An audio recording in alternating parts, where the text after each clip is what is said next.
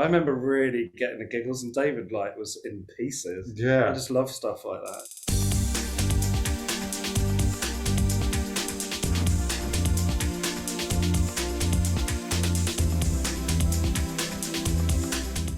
Okay, so let's start talking a little bit about, for you, Rupert, talk a little bit about creating the voice. You do the voice for Charles, right? Talk a little bit about how you did that and how you came up with it. I know it has a long history. Yeah, it was David as Brian Gittins started. I'd worked with him in live quite a lot, and he started doing an online radio show, and I was too sort of shy and nervous to use my own voice, so I just found some software and just start with, and the name was called Charles, so I just phoned in and sort of touch types, and that was it really. That was the birth of it, and that went on for quite a while. It was sort of like every Wednesday, I think. So I quite look forward to doing that. But yeah, it went on for quite that was sort of birth of it, really.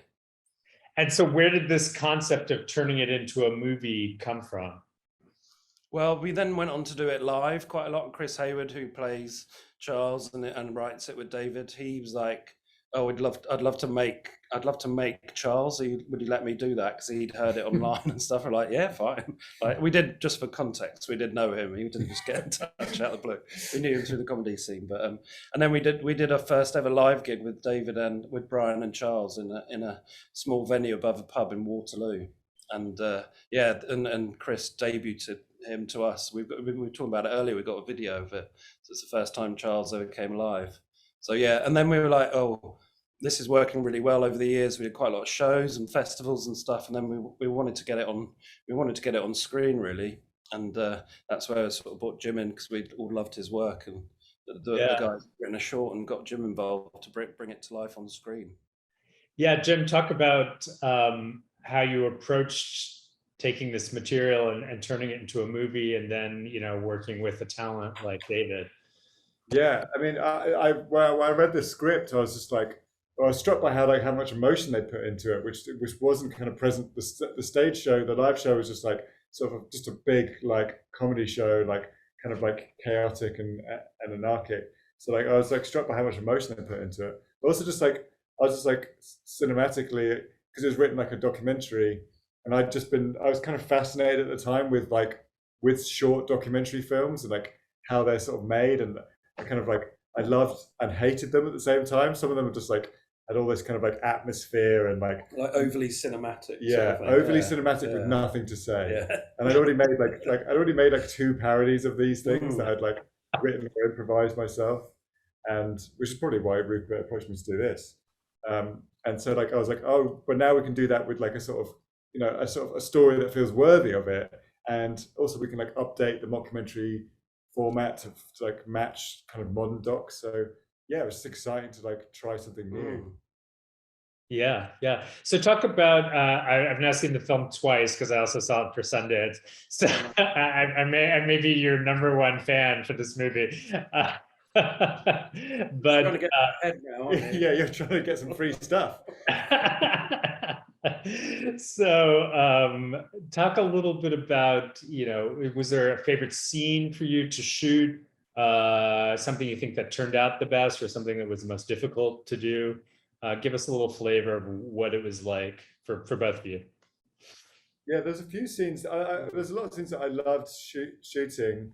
Like, do you know what? Actually, one that was really interesting was that the very first thing we shot was on the lake, and like was Brian and Hazel scene together and Charles in the background, and that was like, I think I remember turning to you like after we did the first take and was like, oh, we're making a film. I was like, this for some reason, I don't know why, like, we're shooting on the same camera as we did the short, and like, but something about it, like we're in this beautiful kind of like valley and lake, and just seeing it on our monitor, I was like, oh my god, I felt like I was making a film, and it felt like I could already picture this on the big screen. So that was just like a really exciting moment. It was a good day, because that was also the first day Charles walked onto set, and a lot of the crew who probably hadn't seen him and people as part of the production were so like receptive to him and like sweet, like he's a real person. Yeah, that I was like, oh yeah, there's something boiling here.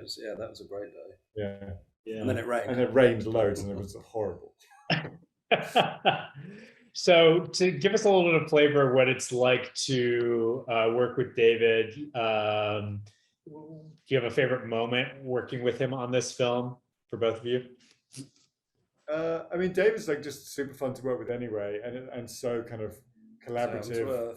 Yeah, just open to like anything really. And it's just like I can't think of a favorite thing. I think that scene when they're in the kitchen, we were improvising. I remember that being really fun on the day. Like, because David really got the giggles. I think it's only in a montage, but when Charles says, "I'm help me, I'm stuck in a loop" or whatever. Yeah. But we improvised a scene of that for ages. It didn't all make it. But I remember really getting the giggles, and David like was in pieces. Yeah. I just love stuff like that, and it's nice that there's a little moment of it in there. But yeah.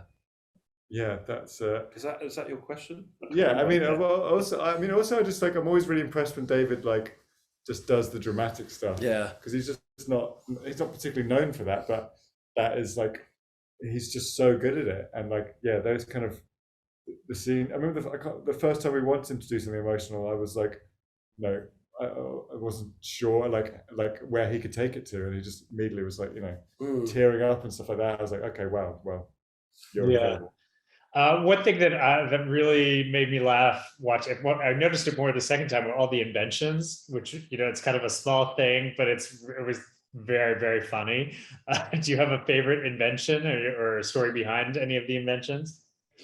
Yeah, a lot of the inventions were not scripted. They were unscripted, and also just weren't like they were just like things on the shelf.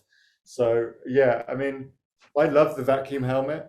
I think, I remember we sort of like David put it on and said something else, and then we're like, well, what if it just sucks the air out of the helmet? What would that be like? And then so we're like, so we did a few takes of that. So I think maybe that. There's also one that didn't make it into the cut that was called the Sisters of Swansea, which is just two dolls hanging off a coat hanger. Yeah, it's like, what does that do? But David hadn't seen any of those. We got our production designer Hannah to make a load of stuff and just not show him before. So that was sort of captured. That was captured there in the moment, is him seeing them for the first time, really. Well, if the egg belt is around anywhere, I'll take that. Yeah, I think there's some good merchandise there. Yeah, that is around somewhere.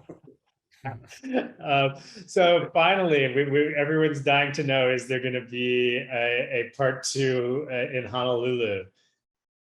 Well, I'd do it. I would definitely do it. Yeah, it might be a bit hot for Chris inside that costume. Yeah, might have to get some air conditioning in that box. Yeah, I mean, if people go see the film, then we'll have then there'll be we can justify making. So we're basically saying it's on you. Yeah, it's on you. Okay, tell your friends.